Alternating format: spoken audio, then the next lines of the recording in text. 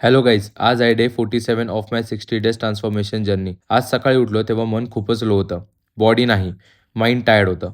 एक क्षण वाटलं आज जाऊ देऊ, पण मग स्वतःलाच आठवलं, कन्सिस्टन्सी इझी दिवसांसाठी नसते, टफ दिवसांसाठी असते. ब्लॅक कॉफी घेतली. No motivation speech, no music, फक्त एक डिसिजन, जायचंय. जिमला पोहोचलो. वर्कआउट सुरू करण्याआधी कार्डिओ केलं 30 मिनिट्स. हळूहळू ब्रिदिंग स्टेबल झाली आणि माइंड पण काम व्हायला लागला. Sometimes cardio fixes what sleep can't. आज बायसेप आणि ट्रायसेप वर्कआउट होता. Rope tricep extension, cable curls,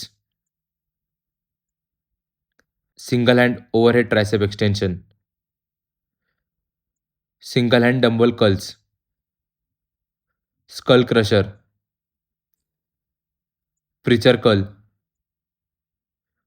cable push down, hammer curl. First few reps heavy वाटले. आर्म जड, ग्रिप लूज, पण जसा पंप आला तसा मूड बदलायला लागला. Gym sometimes pull you out of your head. Workout complete केलं. घरी आलो आणि बॉडी कंडिशन चेक केली. ब्रेकफास्टमध्ये ओट्स आणि पपया खाल्ला. दुपारी लंचमध्ये सोया चंक्स, सॅलॅड आणि दही खाल्लं. नंतर थोडं ऑफिसचं काम केलं आणि मध्ये एक ब्लॅक कॉफी घेतली.